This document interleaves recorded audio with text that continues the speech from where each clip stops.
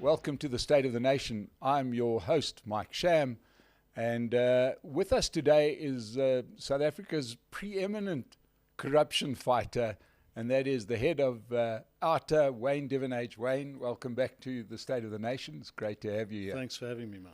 So, Wayne, I was caught by an article that I saw you put out recently. I saw it in the Daily Maverick. I'm sure it went out in a few other places. You're talking about how South Africa must substantially intensify its fight against corruption. So when I read that, and you got to have like a bit of a every now and again we got to hear from Wayne just to find out what the temperature is in our fight against corruption. So I read the article, and the first sort of question that comes to my mind is, where are we in the fight against corruption? Because we've been riding a bit of a wave of enthusiasm and optimism because of the government of national unity, not without its lumps and bumps. But, the rand's a little bit better, winter is over, the lights are on, and it feels like everything's right with the world. Yeah. But perhaps not. Yeah, it isn't by a long way, and I'll tell you why. So, yes, good green shoots coming. We're knocking on open doors now. In the past, they were closed. And those are all good things. But what we do know is that we have a crisis in this country of corruption. And it's not getting any better. You'd think after state capture and a year of the sixth administration and maybe going to New GNU, this is going to change. But we don't believe it will if we don't do something. And here I'm talking about, let's get radical in the fight against corruption, because we've got some good documents out there. We've got the National Anti-Corruption Strategy that is unfolding and has been for 4 years now. And on paper, a lot of these things look good. And when you listen to the president, to economists, everybody talks about one of the biggest stumbling blocks we have is corruption. And what we see at OUTA is that it isn't getting any less. In fact, the tentacles of the various networks, the syndicates, the construction seaters, the water mafia, the illicit trade in cigarettes, the stuff that's coming in under the radar into our borders that is being sold and traded without fees being paid, the right taxes and so forth, it's getting worse every single day. And we can't keep doing the same thing. Now, we've got some really good, effective institutions. A few of them. And the article is about, we need to go to war against corruption, and we need to do so with a rifled approach. When I say rifled approach, focus in now on a less is more approach. In other words, what can we do that, yes, we need to do all the other stuff to build in the many things that have to happen, the whistleblower protections, there's a lot of stuff, so I'm not diminishing that. But if we used SARS more effectively to go after big crime, and SARS is a very influential and impactful institution, but it needs the resources. It can't do it without people. I'm talking 600 people, highly skilled specialists that understand how to go after people using the tax systems, because all these networks are taking money out of the system. And when you follow the money, and SARS can do that, then you work with, they need to work a lot more with the Finance Institute entities, with SIU, so SIU needs to be capacitated, the NPA needs to be capacitated, and the investigating directorate. And when you bring the skills, the good structures, I'm not one for throwing people at the problem. Believe me, that's the worst thing. This old adage from the previous minister, let's put more boots on the ground. You don't do that. You put in structures, well-led structures with clarity around the strategy, and you skill those people up with systems. And if you do that, and they're interconnected, I can tell you, Mark, and we've roughly worked it out, between 6 and 10 billion rand to put these structures together in 5 institutions, working properly together, not overnight. It's going to take a year or so to build up. Get in the experts, they're around the world and here. That 10 billion, let's say it's 10 billion, will bring a return to this country in tax revenues to the tune of 10 to 30 times that. But more than that, the culture of impunity that becomes destroyed, the accountability that starts to take place, the hope that builds up, the economic injections that come from that, it becomes a cascading effect on the culture of the country. So it's not rocket science, but it's not easy. And if we don't do that, if we just think that we can talk about it and say, yeah, corruption's bad and we've got a strategy and we're rolling this and that out, well, we'll be here for the next 5 years and nothing will change other than the tentacles of the corrupt syndicates will have got deeper into this country's departments. Now, you mentioned a couple of places, and let's sort of look at them. Let's look at SARS. Now, I think the best thing that can be said about Edward Kisvet is he seems like a nice guy, but he's sure as hell no Pravin Gordhan when it comes to being commissioner of SARS. The guy seems to be an absolute soft touch, and he doesn't in any way seem to have corrected what Tom Moyani broke when he was at SARS. He doesn't seem to have the will to make SARS a place to fear. Yeah, look, let me disagree a bit on that. Edward is, he's done a lot of good work, especially undoing some of the damage that Tom has done in the spaces of getting the use of the systems back on track, modernizing and getting SARS moving in the right direction in that regard. Having said that, the unit that was dealing with the high-value crimes, the high-risk stuff, was decimated by Tom Moyani, and that should have been built up again. But I think there's a bit of reluctance for whatever reason. There are a couple of reasons that we understand, and that's why I talk in the article about we mustn't have the fear of what's going to come. There's going to be a backlash, by the way, from the corrupt institutions and syndicates when an institution like that starts going after them. They do that. They will fight back. And we need, that's why I call this, at the end, this is a war that we're on. We go to war against criminals, not in the tanks and battle armor and that.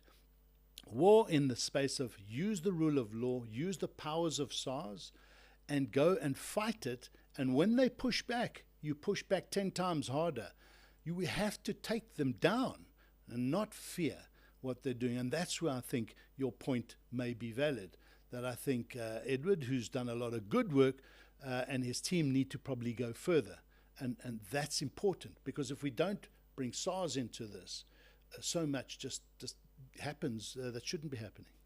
Yeah, I suppose my view is certainly influenced by my own reading of the situation where we watched the Olympics earlier this year, and I saw people doing gymnastics that didn't do as many contortions as he did to clear Cyril Ramaphosa. I'd still love to do those transactions in my own business and get SARS to clear me of any wrongdoing, but that's my personal issue.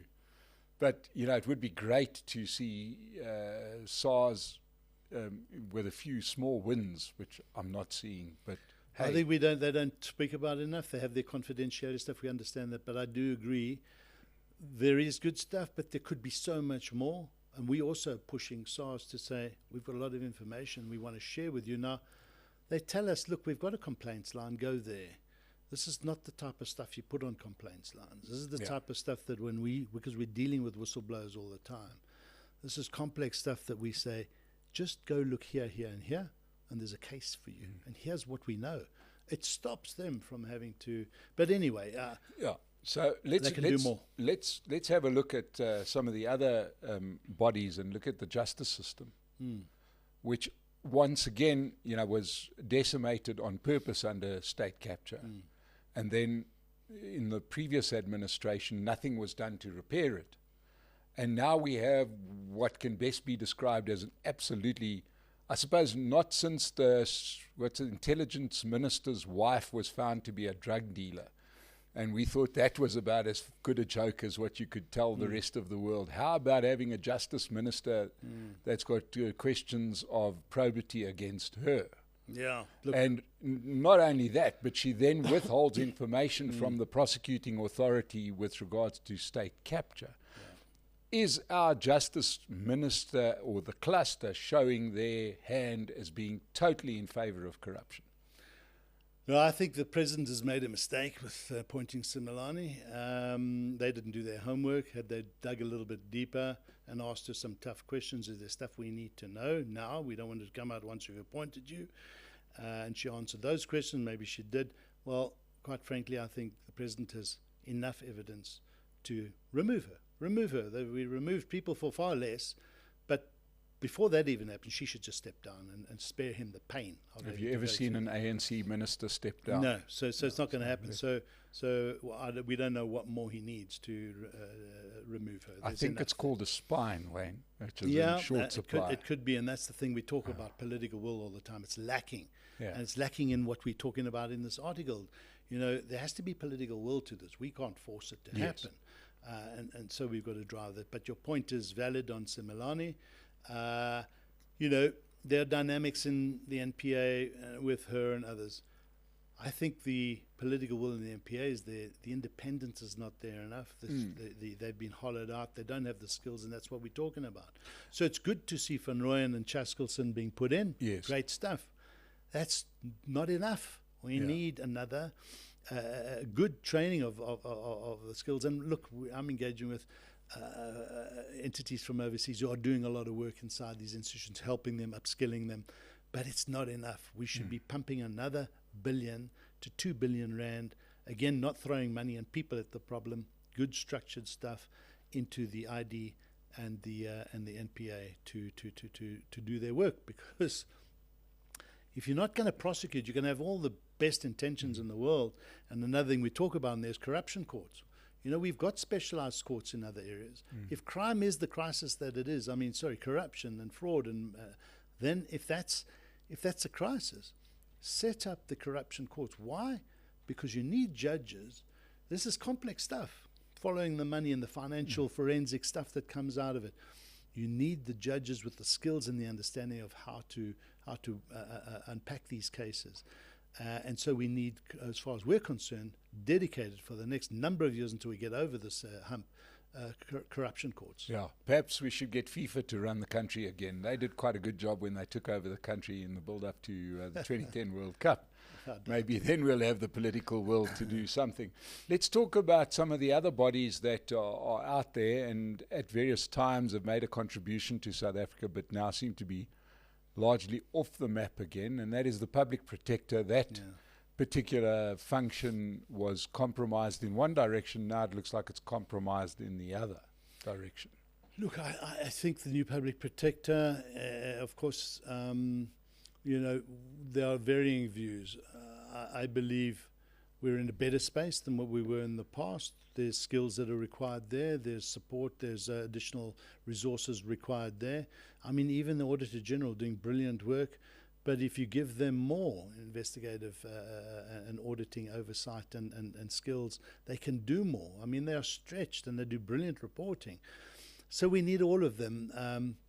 I think we've got the right people. Maybe we could do more and better, but in all of these institutions now. So in SARS, at SIU, under Andy Motibe, brilliant work being done there. Auditor General Tsakane is doing fantastic work.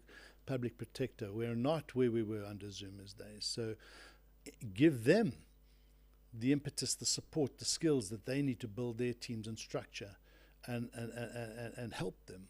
And I think we'll start to get to the bottom of unpacking and dealing with corruption far more effectively than what we're doing now. Now, you know, Wayne, you mentioned that we're seeing green shoots through the Government of National Unity, which, you know, to anybody who doesn't agree with Wayne, just look at the value of the rand and, you know, interest rates coming down and inflation under control. These are the green shoots that come with having better governance. It's all sort of part of a good better ecosystem.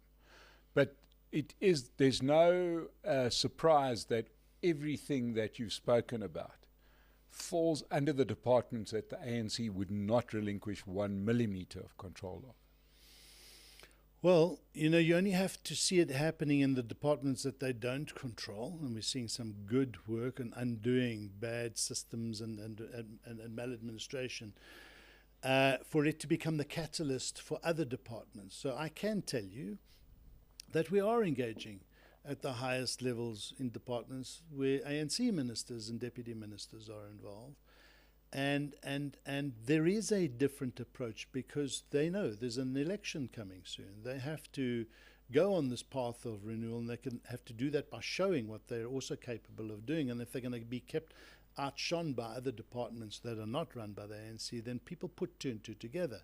So, and it's not only that. I think the president has put different people into these departments that have the will to do something. So I'll give you one example. Barbara Creasy in the Department of Transport. We've been knocking on the doors there for years. They've been locked, closed doors.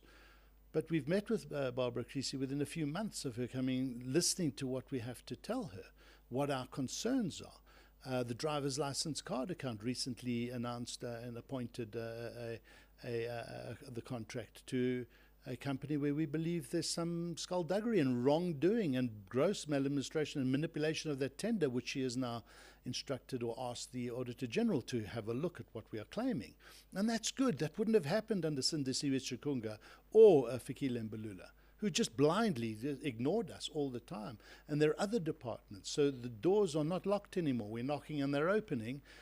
Songezo Zibi doing great work when you listen to his vision of working with civil society and making sure that Scopa has a different role to play, a bigger role. And it's inundated. It's going to be swamped if it doesn't do things differently. We've got to use Parliament. And so these avenues through the portfolio committee, Scopa, and the various departments now, it changes the dynamic completely. It doesn't necessarily remove corruption, what we're talking about in the article, but it gives us hope, I can tell you. But our work is now cut out for us even more. We just don't have time for all these engagements, and we have to make the time. So are you suggesting that one of these days we might actually see a high-profile corruption case being prosecuted? Yeah, look, there are some that are in I bet they've been dragged out. This whole justice delayed, I mean, it just frustrates us. We've laid charges against ministers and they're just not getting anywhere. But while that momentum's happening, what we're talking about is a different thing here. Yes, those must happen. We have to undo the tentacles of the syndicates, of the corruption that is infiltrated in every area and sphere of government. And remember, this is the private sector that is playing, because there's two sides to the corruption coin. In state money, you have to have private sector doing the deals. And we can get to the end result a lot quicker if we do things differently. And we need to declare war on corruption. We need to see it as a crisis. We almost need to. I'm not suggesting it, maybe I am. We had a crisis in electricity. We have an electricity minister. I think maybe we need a minister of corruption. I imagine that, where he could bring these entities together and put the structures in. So I don't know. Well, apparently Zizi Kodwa is looking for a position. Maybe we can make him minister of corruption. No. So he was good at it. He knew exactly how to do it. Yeah, maybe. You employ a crook to catch a crook. That's the adage there. But you see where I'm going with this. Yes. I mean, we need to get a little bit more serious about it. We have to fight now, and we can't slowly catch the monkey. Yeah. But now, Wayne, I've caught a bit of a heat, and I know, and to everybody that's watching this, I've got to tell you that I raised the temperature on the State of the Nation a few times by saying that I truly believe that it's time to consider withholding the thing that drives corruption. The thing that drives corruption more than anything else is our tax money that we pay every month. It gets deducted. And do you get value for your tax money? Do you get value for your rates that you pay to your municipality? In some cases, you're paying for electricity and the municipality isn't paying it over to Eskom. And what's happening is your power gets cut off even though you've paid for it. So I've raised the temperature by mentioning it on this platform before, that maybe it's time for taxpayers to get a little bit more muscular about their tax. And of course, whenever that happens and I get a response from many people, I pick up the phone and call Wayne, and he tells me, he's very patient with me, but you tell me that don't get ahead of yourself. It's not so easy. Well, what I'm saying is be careful what you wish for, and it's almost impossible at the national level, because one thing you do need is business on board, and they will not go down this road. They are the ones that pay PAYE, company tax, all the various taxes. So without them on board, it becomes moot. Even if you could get them on board, be careful what you wish for. You don't want that chaos. You can't undo it. You can't undo it when the police don't get paid their salaries for 1 or 2 months, the teachers, the nurses. It just, the chaos that ensues. But you can do it, and your point is very valid at local government level, and it's been done, and we need to do this more often. It's harder in a big city like Joburg, but I can tell you, it's being spoken about. But what you got to do it is do it right. So I spoke last time about take the Westville case, bad way to do it. You don't just go out there and declare it, but use the Mangaung case and their case studies on this. Do it through the courts, where the courts approve it. Then you have power. So be responsible in doing it, be coordinated, and let's take it on where, by the way, the corruption is happening the most at local government level. It's just our municipalities are crashing. And there are plans in place with the ministers in water and environment to take over the running of wastewater treatment plants away from municipalities because they're inept, they can't do it. Those need to be put into the hands of other entities. Now there's law and stuff that has to happen, that there are going to be cases like that. Special purpose vehicles take the tax money of the refuse and the sewage fees away from the municipality and direct it into entities that are going to fix our water. It's bad at the moment. The sewage, the raw sewage in every single river is just untenable. That's the type of stuff we have to do. And we must do it. And you're quite right. We have to get angry as citizens. We have to start demanding from our municipal managers and mayors that they run these cities and towns properly. Otherwise, we are going to bring these tax revolts. But we have to do them properly. Okay, well, hell, we promise to do whatever we can do to do things properly, because I do think that that's the missing link. The missing link remains. The fact of the matter is that there's, about R1 trillion that flows into the coffers of government, and they can do with it what they like. And us, the people that generate that money, can do very little about it. Yeah. So even though you have the Zondo Commission, which fingers God knows how many people, the Ministry of Justice won't give the paperwork handed over to the SIU. That's the current case before them, right? Yeah. And it's the same compromised minister. Crazy, holding back on this. But surely there's got to be a link, a way that us as citizens that are generating taxes can demand a bit more accountability. That doesn't just happen once every 5 years at the ballot box. I think, Mike, everyone's a taxpayer, and I know it's that everyone who buys something is paying VAT. I hear where you're coming from. The taxpayer is more than just the person who has PAYE deducted, or the business that's paying company tax. We all pay, and we all need to get angry, because the people who suffer the most in the abuse of power and the waste of taxpayers' money are the poorest of the poor. The money is not flowing to where it should. And so we see in Gauteng, for instance, all the social work, the good work of the NGOs that were funded properly, are not being funded anymore by the government, who doesn't do this work. Civil society does it. And the child abuse, the woman abuse, the child trafficking, the human trafficking, it's just gone rife as a result of this government provincial government taking its eye off the ball. So and for anybody that's watching that doesn't understand what happened in Gauteng, is that in the run-up to elections, Gauteng Premier Panyaza Lesufi started to hand out jobs and creating militias with public money, and everybody was wondering where the money was going to come from, and instead he just stopped paying these social services. Yeah. So shocking. We now have a whole lot of social programs that got defunded overnight because the money had to be paid to people. If you hear the stories and the suffering that those good organizations that were doing to protect people from the ravages of what happens to them, it's shocking that this provincial government did what they did. Yeah. And no shame. Yeah. But Wayne, I think that sometimes what you've just said obscures the most likelihood of change.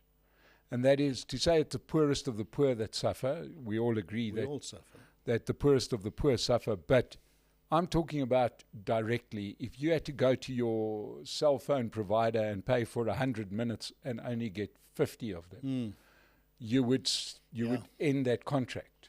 If you went to buy a kilo of rice and you got given a half a kilo, you would not go back to that store. Exactly. Right? But yet I'm talking about us as taxpayers. And we're very, in South Africa's been very understanding that we need to repair some of, and it's inhumane to have people starving to death or people without a roof over their head. And the country has really tried hard, but at the end of the day, nobody is getting what they paid for. Certainly not getting enough of what we paid for. We're being robbed. We're being robbed by inefficiencies, by governments that are, and people that are inept, put into positions of power through cronyism and cadre deployment. The problems have given rise to so much of what happened. So we have to demand the change. And you do that best at a democracy at the polls, and that takes time. As we see, things are changing, not fast enough. So how much longer? Sadly, in many towns, they are decimated. They are unrecoverable, a number of them, by the way. We cannot let cities like Joburg go there, and that's where it's going fast and furiously if we don't do something about it. And that's where we can, as ratepayers, working with indigenous communities as well, who just don't, we moan about the pothole, they don't have the road. We moan about a sewage leak, they got sewage flowing through their houses. So we got to work together and not in silos. That's our problem as society, to bring about this change. And we have to make sure the mayor and this municipal management knows we won't accept this. And that's where we give birth to a number of initiatives that have to take them on. And one of them is through the elections, but and that's in just over 2 years from now, by the way. Yeah. But it's also through potential tax revolts.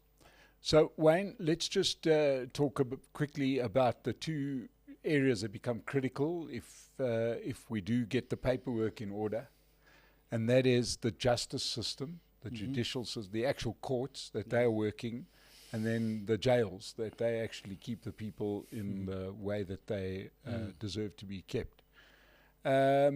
We seem to have a problem in the courts. They seem to be run on a paper-based system, very inefficiently, in terrible circumstances, not exactly the most attractive. This is hardly like law like we see on television in American sitcoms or soap operas where, it looks all glamorous going to court. And then, of course, we've got a police minister who seems to be a lot more approachable and not an ambulance chaser like his predecessor. But he seems to be just about as effective. Well, let me say yes, on the courts, as I say in the article, we need to put money in. We need to modernize. I mean, it's so shocking that we have cases going to court and the dockets are missing. I mean, it's just crazy. And it's just taking far too long. So we have to do something there. And that's, again, one of the quivers and the arrows in the quiver that we talk about. We have to empower it so we don't take so much time. On Senzo Mchunu, we believe he's the right man for the job. And why we say that is, of all the ministers in the 6th administration, he was doing great work. We've engaged with him. His deputy, his DG, Sean Phillips, brilliant stuff. And when the change came in the new government of national unity, the question everybody was asking, what's going to happen in police? Because we can't carry on the way it is.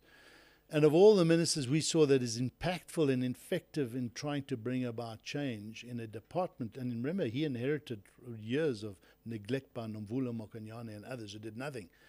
And when you inherit damaged departments of years, it's hard to fix, but the direction was right, and he was engaging with civil society and doing new things. I think Senzo Mchunu is going to do good in the Department of Police. You can see it already in a few months. He is the right guy for the job, I promise you. Watch the space over the next 6 months. Yeah, but he could be betrayed by a justice ministry that is in the hands of a compromised minister. We have to, Similani must not be there. We have to have a good minister of justice. Is there any way that an organisation like OUTA could actually do anything against ministers that are derelict in their duty? There are ways to do this. And you see civil society bringing matters such as, for instance, today we see a judgment that brought by civil society to remove Hlope from the judicial services. I mean, fantastic. That was bought by civil society. So there are avenues. We have to explore them. We have to explore them collectively. There are many good civil society organizations out there. We work sometimes collectively in these matters. So I think so, yeah. And then, Wayne, we know that, for example, our potentially biggest tax generator in in otherwise bleak economy remains mining. We've seen Minister Leon Schreiber remove a backlog of processing in Home Affairs in a matter of 100 days. Yeah. For it was backlogged to the effect of thousands. But we've seen a Minister of Mineral Resources not grant one license in the last 12 months. So I'll just sum it up succinctly. Gwede Mantashe is out of his depth. The agendas that are at play there are shocking. He's allowed the SAMRAD cadastral system to collapse because it suits him. When you have a collapsed administrative system, you have to go through laborious processes where manipulation happens. It's as simple as that. Gwede Mantashe is a powerful person in the circles of the ANC, and I guess that's why the president hasn't removed him. He's minimized his portfolio, but he's in charge of a big, important portfolio, because if you unlock mining, the double-digit growth in that segment alone creates jobs. If you speak to mining houses that find it, and we're not talking about damaging the environment, there's a lot of why we don't really want mining. Responsible mining, taking this country's economy forward, creating jobs and growth and proper rehabilitation of mines, which, by the way, Gwede Mantashe is not managing. We had to stop rehabilitation funds from flowing out the country, a thing that his department should have done on one of the Gupta mines a few years ago. So long and short of it is, what is Gwede still doing in that position? Well, if you look deep enough, you'll see it's just got nothing to do for the country and everything to do for connectedness and cronyism. It's quite simply shocking. If the minister, if the president was going to do anything good for this country, he would remove Gwede Mantashe. Because you mentioned responsible mining. If we don't have responsible mining, i.e. playing by the laws of the day which are applied, you will have illegal mining. Yeah, like just look at what's happening in Zimbabwe or DRC, where the mining's not going to stop. It's just going to be how it's done that matters. Is there anything that civil society could do other than put pressure for the president to sober up and get rid of somebody like Gwede Mantashe? The president has powers. He needs to feel the pressure of civil society, but we need to explore all of those avenues. I think the fact that Total has pulled out is one. If you look deeper there, you'll see what's happened there. Now, of course, it's a fossil fuel issue, gas offshore. Again, responsibly, there's a lot of money that has gone down the drain for this country, investment money, jobs. So, look, it's a case of looking at every avenue we can. But I think if we and business and every avenue is explored to remove ineffective ministers from these portfolios, and Gwede is one of them. Bladen Zamande is another, by the way. He's still in a position. Yes, his portfolio, like Gwede, is made smaller to appease them. I think that's what they've done. But they're still there. They still have their fingers on the pulse in their networks. So, they need to go. Now, we've got to do everything we can, Mike. Before the end of the last administration, you had got a lot of airtime with a problem at the Ministry of Higher Education. Yeah, shocking. Do you want to update us, Wayne? I think I saw something about this. Yeah, look, I mean, the seaters, and I speak about it on another piece where we talk about the bullying and the abuse of power of in-seater, for instance, in decimating businesses that are trying to do business but properly. I mean, because those businesses bring to the attention of the management that something is wrong here, instead of embracing these organizations and trying to fix the problem, they go after them and they decimate them and they de-accredit them. And then they ignore court orders and they just act brazenly. And, our call to the minister is, if you let this happen, we lose more jobs, we lose good organizations. And it just cannot be in this day and age that type of bullying and abuse of power is taking place by CEOs in these seaters, who, by the way, are just refusing to give us information according to the Public Access to Information Act that we've applied for. They just refuse to give it to us. It's wrong. It's just gross, and we can't have this. We have to stop it. Because the current Minister of Higher Education is a new minister. Yeah, so they split the portfolio, removed Blade. I think he knows. I mean, he wasn't going to hold on to NSFAS and the seaters and their Skills Development Fund, where there's gross abuse. I can tell you so many seaters. how they go about awarding contracts to companies that develop systems for them that don't work, are overpriced. We're going after that. That will be uncovered. Our investigators are a long way down the road, with or without the information that is coming from the payers. But we're appealing to the minister, Nkabane, who's a good minister, we believe, who wants to do good, to go after, to engage with us. We've got information to help you undo the damage that is being done to this day, right now, in a number of your seaters. Please, we have to fix this. This day and age, in the 7th administration, to see what we see, the type of corruption, it cannot and should not be. And it's blatant and it's brazen. And they carry on as if they're untouchable. Well, I think these new ministers have to show them. Yeah, I think before we give before we call a minister a good minister, let them be effective. Yeah, let's see. Right, which we are yet to see her doing anything that looks effective. And only when she does that will we call her. Perhaps what we should have on the show, Wayne, is Minister Watch. Yeah, that'll be nice. And have an ongoing thing, and we'll have an ongoing discussion about the performance of the ministers. Right, so I think it's very important for everybody to understand that corruption is kind of embedded in our system at the moment. You know, it was embedded, and to be fair, corruption was embedded.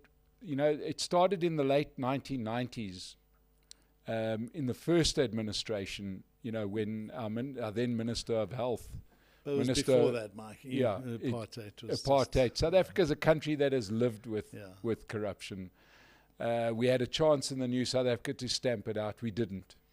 And in the first administration, there was Serafina and a few other things. The second administration with the arms deal. It's been an ongoing litany. This isn't something that just started in 2009 with the Jacob Zuma administration. And ladies and gentlemen, it's our money. It's the money that you make. Probably a big chunk of your salary went to the government that is stealing the money. If you weren't getting bang for your buck at the shops, you would go and insist, or you would never go back to that shop. So I think it's time for us as citizens to get a lot louder on this issue in expecting accountability from the president down. Is our money being spent wisely or not? Recently in Singapore, they dismissed a minister for not disclosing that he got a gift. He didn't steal anything. He just didn't disclose that he got a gift, right? Now, imagine. Can you imagine? We can only dream about that. But, you know, South Africa is our country, and that is our money that is being used not for the intentions that we pay it over. So remember, this is all of our problems, and one of the people that is doing a great job is Wayne Duvenage, and the organization is Outer. And if you haven't contributed money to Outer, I would suggest every little bit helps, isn't it, Wayne? Yeah, we are crowdfunded, but we're also cash strapped. So yeah, it's a constant battle for all NGOs funding. So we do appreciate, but all our supporters are active citizens, and we engage regularly with them. So yeah, we would love more people to come over, but more businesses, because businesses have a role to defend this democracy. Yeah. They need to play a bigger role. And it's not just artists. There's a lot of good organizations out there doing good work. Obviously, I'll speak for artists perspective, and it's not difficult to sign up and become an active citizen and contribute. It's quite seamless. But yes, we appeal to anybody. And, you know, there's no such a thing as too little is not going to make a difference. It does. Every bit counts. We need every rand we can get.